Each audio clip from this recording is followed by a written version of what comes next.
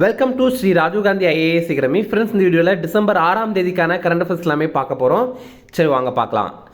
Friends, இந்த வீடியோடைய notes எல்லாமே கீழே பிடிஎஃப் டிஸ்கிரிப்ஷன் கொடுத்துருக்கோம். அதெல்லாமே கிளிக் பண்ணி டவுன்லோட் பண்ணிச்சிங்க. அப்புறம் நம்ம டெலிகிராம் குரூப் லிங்க்குமே கீழே டிஸ்கிரிப்ஷன் கொடுத்துருக்கோம். அதுலேயுமே கிளிக் பண்ணி ஜாயின் பண்ணிங்க. என்னுடைய டெலிகிராம் குரூப்பில் டெய்லியுமே கரண்ட் அஃபேர்ஸ் குவிசஸ் கண்டுபிடி வரும். நீங்களுமே ஜாயின் பண்ணி அட்டெண்ட் பண்ணிக்கலாம். ஓகே, சரி வாங்க பார்க்கலாம். ஃபஸ்ட்டு, மாற்றுத்திறனாளிகளுக்கு சேவைகள் வழங்க எந்த பெயரில் மறுவாழ்வு சேவை உறுதியை தமிழக அரசு உருவாக்கியது? இதற்கான ஆன்சர் விழுதுகள். இல்லை பாருங்கள், மாற்றுத்திறனாளிகளுக்கு அவங்க இருக்கிற இடத்துலையே போய் சேவைகள் வழங்குறதுக்காக ஒரு சேவை ஊர்தியை உருவாக்கியிருக்காங்க. அதோடைய பேர் வந்து விழுதுகள் அப்படிங்கிறது. ஓகே, இதோடைய நோக்கம் மாற்றுத்திறனாளிகளுக்கு மறுவாழ்வு சேவை வழங்கணும் அப்படிங்கிறது தான். அவங்க இருக்கிற இடத்திற்கே சென்று சேவைகள் வழங்குறது தான் இதோடைய சிறப்பு. இதற்கான தொடக்க விழா சென்னையில் தலைமை செயலகத்தில் நடைபெற்றது. இதே மாதிரி ஆட்டிசம் டிஸார்டர் இருக்கும்ல, அவங்களுக்கு புற உலக சிந்தனை இருக்காது. அப்போ அவங்களுக்காக ஒப்புயர்வு மைய சேவை சென்டர் ஃபார் எக்ஸலன்ஸ் அப்படிங்கிற ஒன்று வந்து தொடங்கியிருக்காங்க. அவங்களுக்கான தேவைகள் எல்லாமே இங்கே இருக்கும். இது எங்கே தொடங்கியிருக்காங்க அப்படின்னா, சென்னையில் KK நகரில் அரசு புனர்வாழ்வு மருத்துவமனை வளாகத்தில் தான் இதை தொடங்கியிருக்காங்க. இப்போ ரீசெண்டாக பார்த்தீங்க அப்படின்னா, விழுதுகள் அப்படிங்கிற பேரில் ஒருங்கிணைந்த சேவை மையத்தை தமிழக அரசு ஒன்று தொடங்கியிருந்தாங்க. அது முதல் முறையாக எங்கே தொடங்கியிருந்தாங்க அப்படிங்கிறது உங்களுக்கு தெரியும்னா கமெண்ட்ஸில் சொல்லுங்கள். சென்னையில் தான் தொடங்கியிருந்தாங்க. சென்னையில் எங்கே தொடங்கியிருந்தாங்க அப்படிங்கிறது உங்களுக்கு தெரியும்னா கமெண்ட்ஸில் சொல்லுங்கள். ஓகே, அடுத்தது, ஐரோப்பிய விண்வெளி ஆய்வு மையத்தின் புரோபா 3 செயற்கைக்கோள் எந்த ராக்கெட் மூலமாக விண்ணில் செலுத்தப்பட்டது? இதற்கான ஆன்சர் PSLV C-59. இது நம்ம இஸ்ரோவுடைய ராக்கெட். இப்போ எதற்காக ஐரோப்பிய விண்வெளி ஆய்வு மையத்துடைய இந்த ஒரு செயற்கைக்கோளை நம்ம விண்ணில் செலுத்தி கொடுக்குறோம் அப்படின்னா, இதெல்லாம் பிஸ்னஸ் தான். ஏன்னா அவங்க நமக்கு இந்த மாதிரி பண்ணோம் அப்படின்னா அவங்க நமக்கு காசு தருவாங்க. அதற்காக தான் நம்ம இந்த மாதிரி பண்ணுறோம். ஓகே, இப்போ பாருங்கள், இந்த புரோபா 3 இது என்ன பண்ணும் அப்படின்னா, சூரியனுடைய புறவெளியை ஆய்வு பண்ணுறதுக்காக 2 செயற்கைக்கோளை கொண்டது தான் இந்த புரோபா 3 அப்படிங்கிற ஒரு திட்டம். இது நம்ம பூமியிலேருந்து 60,500 கிலோமீட்டர் தொலைவில் சுற்றுவட்ட பாதையில் நிலைநிறுத்தப்படும். இதில் மொத்தமாக 2 செயற்கைக்கோள் இருக்குல்ல, அதில் ஒரு செயற்கைக்கோள் ஒளியை மறைத்து செயற்கையாக சூரிய கிரகணத்தை உருவாக்கும். அப்படின்னா தான் இன்னொன்றுனால சூரியனை கண்காணிக்க முடியும். இந்த மாதிரி ஒவ்வொரு ஆண்டும் ஒரு ஆண்டில் 50 முறை வந்து ஆய்வு மேற்கொள்ள முடியும். ஃப்ரெண்ட்ஸ், நம்ம ராஜீவ் காந்தி ஐஏஎஸ் அகாடமியில் TNPSC Group 1, Group 2, Group 4 எக்ஸாமுக்கான கிளாஸஸ் ஸ்டார்ட் பண்ணியிருக்கோம். அதே மாதிரி Tamil Nadu police constable, Tamil Nadu police SI எக்ஸாமுக்கான கிளாஸஸுமே ஸ்டார்ட் பண்ணியிருக்கோம். நம்ம இன்ஸ்டியூட்டில் ஆன்லைன் கிளாஸஸ் இருக்குது. அதே மாதிரி நீங்கள் நேரடியாக கூட வந்து படிக்கலாம். நீங்கள் நேரடியாக வந்து படிக்கணும் அப்படின்னா சென்னையில் அண்ணா நகரில் நம்ம இன்ஸ்டியூட் இருக்குது. நீங்கள் அங்கே வந்து படிக்கலாம். நம்ம இன்ஸ்டியூட்டில் ரெகுலர் பேட்சஸும் இருக்குது. அதே மாதிரி வீக்கெண்ட் பேட்சஸும் இருக்குது. நீங்கள் ஏற்கனவே பணிக்கு போயிட்டு இருக்கிறீங்க அப்படின்னா உங்களுக்கு இந்த வீக்கெண்ட் பேட்ச் கண்டிப்பாக யூஸ்ஃபுல்லாக இருக்கும். உங்களுக்கு இது சம்மந்தமாக ஏதாவது தகவல் தெரியணும் அப்படின்னா ஸ்க்ரீனில் தெரிகிற 2 நம்பருக்கு கால் பண்ணி பேசிக்கலாம். அடுத்தது, புதிய குற்றவியல் நடைமுறை சட்டங்களை 100% செயல்படுத்திய முதல் இந்திய நகரம் எது? இதற்கான ஆன்சர் சண்டிகர். பாருங்கள், நமக்கு புதிய குற்றவியல் நடைமுறை சட்டங்கள் இது ஜூலை 1ஆம் தேதி இந்த ஆண்டுலேருந்து நடைமுறைக்கு வந்தது. இப்போ நம்ம எக்ஸாமில் என்ன கேட்கலாம் அப்படின்னா, எந்த சட்டத்துக்கு மாற்றுதலாக எந்த சட்டம் கொண்டு வந்திருந்தாங்க அப்படின்றத கேட்கலாம். இந்திய தண்டனை சட்டம் 1860, அதுக்கு பதிலாக தான் பாரதிய நியாய சங்கீதா அப்படிங்கிற ஒன்று கொண்டு வந்திருந்தாங்க.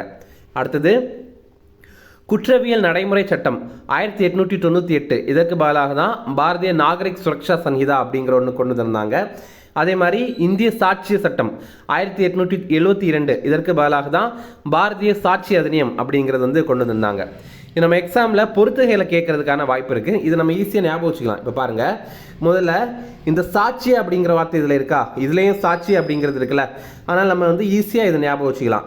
இங்கிலீஷில் எவிடன்ஸ் அப்படின்னா சாட்சியை, இங்கே வந்து அவங்க சாட்சியன்னு கொடுத்துருக்காங்க. ஆனால் அது பிரச்சனை கிடையாது. இரண்டாவதாக தண்டனை, அதையும் இந்த நியாயம் அப்படிங்கிறதையும் நம்ம வந்து ரிலேட் பண்ணலாம். எப்படின்னு பாருங்கள், நியாயம் கொடுக்கணும் அப்படின்னா சிலருக்கு தண்டனை கொடுப்பாங்கல்ல, நியாயம் கிடைக்க தண்டனை கொடுக்குறதா கோர்ட்டில் சொல்லுவாங்கல்ல, அதை நம்ம வந்து ஞாபகம் வச்சுக்கலாம். அப்புறம் வந்து குற்றவியல் அப்படிங்கிறதையும் இந்த நாகரிக் அப்படிங்கிறதையும் இணைக்கலாம். எப்படின்னா, நாகரிகமாக இருக்கிறவங்க குற்றம் பண்ண மாட்டாங்க அப்படின்னு நம்ம வந்து ஞாபகம் வச்சுக்கலாம். ஓகேவா? அடுத்தது, நெடும்போ நந்தி டைத்வா எந்த நாட்டின் அதிபராக தேர்வு செய்யப்பட்டார்? இதற்கான ஆன்சர் நமீபியா. இப்போ பார்த்தீங்க அப்படின்னா நமீபியாவில் முதல் முறையாக ஒரு பெண் வந்து அதிபராக தேர்வு செய்யப்பட்டிருக்காங்க. அவங்களுடைய பேர் நெடும்போ நந்தி டைத்வா அப்படிங்கிறவங்க. அவங்கள சுருக்கமாக NNN அப்படின்னு சொல்கிறாங்க. ஓகே, இந்த நாட்டுடைய முதல் பெண் அதிபர் இவங்க தான். 22 வயதில் இப்போ அவங்க அதிபராக தேர்வு செய்யப்பட்டிருக்காங்க. நமீபியாவுடைய தலைநகர் வின்ஹோக் அப்படிங்கிறது தான். நம்ம கூட சிவிங்கி புலிகள் வந்து கொஞ்சம் நமீபியாவிலேருந்து வாங்கியிருப்போம். அடுத்தது, எந்த ஆண்டுக்குள் 1,00,00,000 வீடுகளில் சூரிய மின் தகடல் பொருத்த இலக்கு நிர்ணயம் செய்யப்பட்டுள்ளது? இதற்கான ஆன்சர் 2027. இப்போது பிரதான் மந்திரி சூரிய கர் முஃப்த் பிஜிலி யோஜனா அப்படிங்கிற திட்டத்துக்கு கீழே நம்ம இந்தியாவில் இருக்கிற வீடுகளில் சூரிய மின் தகடுகள் பொருத்தணும் அப்படிங்கிற மாதிரி ஒரு இலக்கு வச்சுருக்கோம். இந்த திட்டத்தை பிரதமர் மோடி இந்த ஆண்டு ஜனவரி 22 அறிவிப்பு செய்தார். இதில் இது வரைக்கும் பார்த்தீங்க அப்படின்னா 6.3 லட்சம் வீடுகளில் சூரிய மின் தகடு வந்து பொருத்தியிருக்காங்க.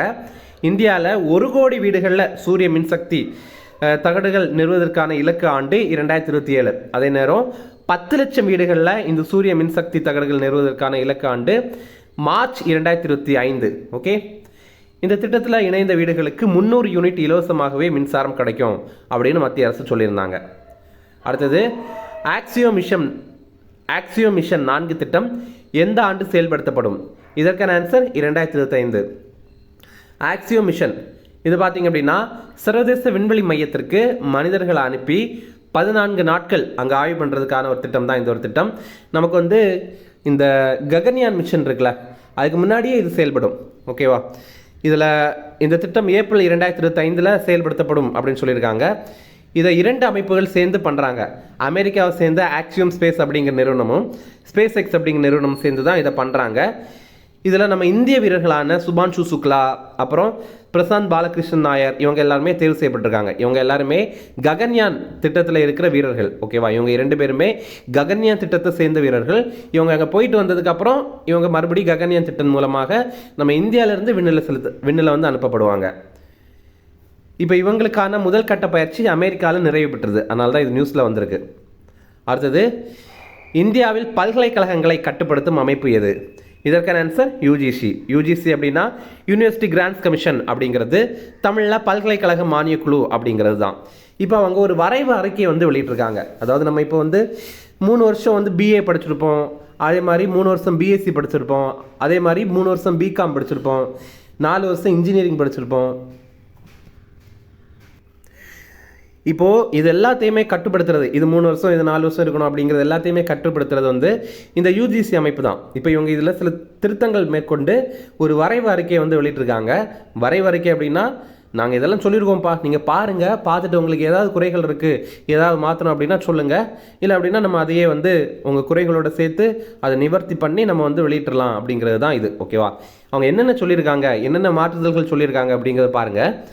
முதல்ல உயர்கல்வியான காலேஜ் யூனிவர்சிட்டிலாம் இருக்குல்ல, அதில் மாணவர்களுடைய சேர்க்கை ஆண்டுக்கு 2 முறை நடைபெறும் அப்படின்னு சொல்லியிருக்காங்க. ஏன்னா இது வரைக்கும் பார்த்திங்க அப்படின்னா 1 முறை தான் நடைபெறும்.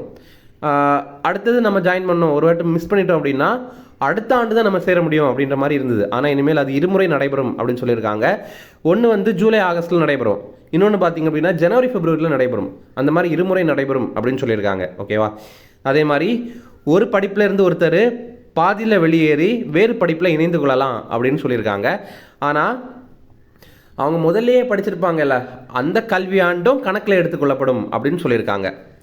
அடுத்தது ஒரே நேரத்தில் 2 இளநிலை பட்டப்படிப்பை படிக்கலாம், அதே மாதிரி 2 முதுகலை பட்டப்படிப்பை வந்து தொடரலாம். இப்போ எக்ஸாம்பிள் பிஎஸ்சி சைக்காலஜி படிச்சுட்டு இருக்கும்போதே நீங்கள் வந்து பிஏ ஹிஸ்ட்ரி படிக்கலாம், இந்த மாதிரி பண்ணலாம் அப்படின்ற மாதிரி சொல்கிறாங்க. ஓகேவா? அதே மாதிரி 12ஆம் வகுப்பில் படித்த பாடப்பிரிவுக்கு பதிலாக இளநிலை பட்டப்படிப்பில் எந்த ஒரு பாடப்பிரிவுலையும் சேரலாம். ஏன்னா இது வரைக்கும் பார்த்தீங்க அப்படின்னா நீங்கள் இந்த டிகிரி படிச்சிருந்தா 12th இந்த ஒரு குரூப் எடுத்திருந்தா தான் இந்த ஒரு டிகிரி படிக்க முடியும் அப்படின்ற மாதிரிலாம் இருந்ததில்ல. ஆனால் இனிமேல் அது கிடையாது அப்படின்னு சொல்கிறாங்க. அதே மாதிரி நீங்கள் இளநிலை படிப்பில் என்ன படிச்சிருந்தாலும் முதுநிலை படிப்பில் வேறு என்ன ஒன்று கூட நீங்கள் படிச்சுக்கலாம் அப்படிங்கிறத சொல்கிறாங்க. இப்போ எக்ஸாம்பிள் வந்து நீங்கள் பிஏ ஹிஸ்ட்ரி படிச்சிருக்கீங்க அப்படின்னு வச்சிங்களேன், ஆனால் எம்ஏல வந்து உங்களுக்கு வேறு ஏதாவது படிக்கணும் அப்படின்னா கூட நீங்கள் படிக்கலாம் அப்படின்னு சொல்லியிருக்காங்க. ஆனால் இதில் என்ன ஒரு மேட்டர் அப்படின்னா நுழைவுத் தேர்வில் மாணவர்கள் தேர்ச்சி அடையணும் அப்படின்னு சொல்லியிருக்காங்க. ஓகே, அடுத்தது இளநிலை படிப்பை மாணவர்கள் விரும்பினாங்க அப்படின்னா ஒரு ஆண்டுக்கு முன்னரே முடித்துக்கொள்ளலாம் அப்படிங்கிறாங்க. இப்போ 3 வருஷம் தான் படிப்பு, ஆனால் நான் விரும்புகிறேன் 2 வருஷத்துலேயே முடிச்சுக்கணும் அப்படின்னா 2 வருஷத்துலேயே அதை முடிச்சிக்கலாம் அப்படின்னு சொல்கிறாங்க. அல்லது எனக்கு இது படித்து முடிக்க முடியலை, 3 வருஷம் பத்தாது போல் இருக்குது, இன்னும் எனக்கு 1 வருஷம் இருந்தால் நான் வந்து ஈஸியாக படித்து பாஸ் பண்ணிடுவேன் அப்படின்னா அந்த மாதிரி கூட 1 வருஷம் நீட்டிச்சிக்கலாம் அப்படின்னு சொல்கிறாங்க. இதெல்லாமே நேஷ்னல் எஜுகேஷன் பாலிசி 2020 இருக்குல்ல, அதோட எப்படிலாம் இந்த வரைவு வந்து பண்ணியிருக்காங்க. அடுத்தது 2024 சிறந்த கிராமத்திற்கான தேசிய பஞ்சாயத்து விருது எந்த கிராமத்திற்கு அறிவிக்கப்பட்டது? இதற்கான ஆன்சர் உடிபுத்ரூக். இப்போ பாருங்க, உடிபுத்ரூக் அப்படிங்கிற கிராமத்திற்கு தேசிய பஞ்சாயத்து விருது அறிவிச்சிருக்காங்க. இது எங்கே இருக்குது அப்படின்னா மகாராஷ்டிரா மாநிலத்தில் லட்டூர் அப்படிங்கிற மாவட்டத்தில் தான் இந்த உடிபுத்ரூக் அப்படிங்கிற கிராமம் இருக்குது. இந்த கிராமத்தை மத்திய அரசு வறுமை இல்லா வாழ்வாத கிராமமாக அறிவித்திருந்தாங்க. அங்கே அவங்க என்னென்ன பண்ணுறாங்க அப்படின்னு பாருங்கள். கிராம பஞ்சாயத்து சார்பில் சில கடைகள் கட்டுறாங்க, ரொம்ப குறைந்த விலையில் அங்கே இருக்கிற மக்களுக்கு வாடகையாக இதை விடுறாங்க. ஓகேவா, அந்த கடைகளை வந்து நடத்துறதுக்காக. அதே மாதிரி சுய உதவி குழுக்கள், திறன் பயிற்சிகள் மூலமாக பெண்களுக்கு அதிகாரம் அளிக்கிறாங்க. அதுக்கப்புறம் அங்கே பாதுகாப்பை உறுதி பண்ணுறதுக்காக 35 கண்காணிப்பு கேமராக்கள், சிசிடிவி கேமரா எல்லாம் பொருத்தியிருக்காங்க. சரியா? அடுத்தது 10வது ஜூனியர் ஆடவர் ஆசிய கோப்பை ஹாக்கி போட்டியில் சாம்பியன் பட்டம் பெற்ற நாடு எது? இதற்கான ஆன்சர் இந்தியா. இப்போ பார்த்தீங்க அப்படின்னா 10வது மென்ஸ் ஜூனியர் ஏஷியா ஹாக்கி போட்டி வந்து நடைபெற்றது. இதில் இந்தியா தான் வெற்றி பெற்றிருக்கோம். இறுதிப் போட்டியில் பாகிஸ்தானை வீழ்த்தி நம்ம வெற்றி பெற்றுட்டோம். இந்தியா வென்ற 5வது சாம்பியன் பட்டம் இது. இதுக்கு முன்னாடி 2004, 2008, 2015, 2023 எல்லாம் நம்ம தான் வெற்றி பெற்றிருக்கோம். அதிக முறை சாம்பியன் பட்டம் வென்றதுமே நம்ம இந்தியா தான். இந்த போட்டி ஓமன் நாட்டுடைய தலைநகரான மஸ்கட்டில் தான் நடைபெற்றது. அடுத்தது பாரதிய வாயுயான் விதேயக் அப்படிங்கிற ஒரு மசோதா, தமிழில் புதிய விமான போக்குவரத்து மசோதா அப்படிங்கிறது இப்போ நாடாளுமன்றத்தில் நிறைவேறிட்டு இனி வந்து பிரசிடென்ட் அதுக்கு சைன் போட்டாங்க அப்படின்னா அது வந்து சட்டமாகவே மாறிடும். ஏன்னா இது வரைக்கும் பார்த்திங்க அப்படின்னா நம்ம இந்தியாவில் விமான சட்டம் 1934வது ஆண்டு இயற்றப்பட்டது தான் செயல்பாட்டில் இருந்தது. அதில் சில திருத்தங்கள் வந்து மேற்கொண்டு தான் இதை வந்து செயல்படுத்திட்டு இருந்தாங்க. இது வரைக்கும் 21 முறை அதை திருத்தியிருக்காங்க. இனிமேல் இந்த பாரதிய வாயுயான் விதேயக் அப்படிங்கிற மசோதா வந்து செயல்பாட்டிற்கு வரும் அப்படின்னு எதிர்பார்க்கப்படுது. விமான போக்குவரத்து துறை அமைச்சர் ராம் மோகன் நாயுடு அப்படிங்கிறவர். அடுத்தது உச்சநீதிமன்ற நீதிபதியாக மன்மோகன் அப்படிங்கிறவர் இப்போ பதவியேற்றிருக்காரு. இவருக்கு பதவி பிரமாணம் செய்து வைத்தவர் உச்சநீதிமன்றத்துடைய தலைமை நீதிபதியான சஞ்சீவ் கண்ணா அப்படிங்கிறவர். உச்சநீதிமன்ற நீதிபதிகளுடைய எண்ணிக்கை தற்போது 33 இருக்கு. அதிகபட்ச அனுமதிக்கப்பட்ட எண்ணிக்கை வந்து 34, அதாவது 33 + 1. அந்த 1 அப்படிங்கிறது உச்சநீதிமன்ற தலைமை நீதிபதியை குறிக்கும். உச்சநீதிமன்ற நீதிபதிகளுடைய ஓய்வு பெற வயது 65. அடுத்தது இப்போ மகாராஷ்டிராவுடைய 20வது முதல்வராக தேவேந்திர ஃபட்னாவிஸ் அப்படிங்கிறவர் பதவியேற்றாரு. துணை முதல்வராக ஏக்நாத் ஷிண்டே மற்றும் அஜித் பவார் இவங்க 2 பேருமே தேர்வு செய்யப்பட்டாங்க. ஏக்நாத் ஷிண்டே இவர் சிவசேனை கட்சியுடைய தலைவர். அஜித் பவார் அவர் தேசியவாத காங்கிரஸ் கட்சியுடைய தலைவர்.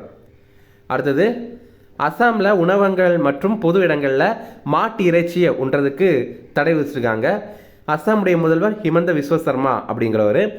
அசாமுடைய ஆளுநர் லக்ஷ்மண் பிரசாத் ஆச்சாரியா அப்படிங்கிறவர். ஓகே, இனி ரிவிஷன் பார்க்கலாம். மாற்றுத்திறனாளிகளுக்கு சேவைகள் வழங்க எந்த பெயரில் மறுவாழ்வு சேவை ஊர்தியை தமிழக அரசு உருவாக்கியது? இதற்கான ஆன்சர் விழுதுகள். அடுத்தது ஐரோப்பிய விண்வெளி ஆய்வு மையத்தின் புரோபா 3 செயற்கைக்கோள் எந்த ராக்கெட் மூலமாக விண்ணில் செலுத்தப்பட்டது? இதற்கான ஆன்சர் PSLV C-59. அடுத்தது புதிய குற்றவியல் நடைமுறை சட்டங்களை 100% செயல்படுத்திய முதல் இந்திய நகரம் இது? இதற்கான ஆன்சர் சண்டிகர். அடுத்தது நெடும்போ நந்தி டைத்வா எந்த நாட்டின் அதிபராக தேர்வு செய்யப்பட்டார்? இதற்கான ஆன்சர் நமீபியா. அடுத்தது எந்த ஆண்டுக்குள் 1 கோடி வீடுகளில் சூரிய மின் தகடுகள் பொறுத்த இலக்கு நிர்ணயம் செய்யப்பட்டுள்ளது? இதற்கான ஆன்சர் 2027. அடுத்தது ஆக்சியோ மிஷன் 4 திட்டம் எந்த ஆண்டு செயல்படுத்தப்படும்? இதற்கான ஆன்சர் 2025. அடுத்தது இந்தியாவில் பல்கலைக்கழகங்களை கட்டுப்படுத்தும் அமைப்பு எது? இதற்கான ஆன்சர் UGC. அடுத்தது 2024 சிறந்த கிராமத்திற்கான தேசிய பஞ்சாயத்து விருது எந்த கிராமத்திற்கு அறிவிக்கப்பட்டது? இதற்கான ஆன்சர் உடிபுத்ரூக். அடுத்தது 10வது ஜூனியர் ஆடவர் ஆசிய கோப்பை ஹாக்கி போட்டியில் சாம்பியன் பட்டம் பெற்ற நாடு எது? இதற்கான ஆன்சர் இந்தியா. அவ்வளோதான் ஃப்ரெண்ட்ஸ். இந்த வீடியோ பிடிச்சிருந்தா கண்டிப்பாக லைக் பண்ணுங்கள். நம்மளுடைய சேனலுக்கு சப்ஸ்கிரைப் பண்ணிச்சிங்க. உங்களுடைய நண்பர்களுக்குமே ஷேர் பண்ணுங்கள். கண்டிப்பாக இது அவங்களுக்கும் பயனுள்ளதாக இருக்கும். Okay, thank you.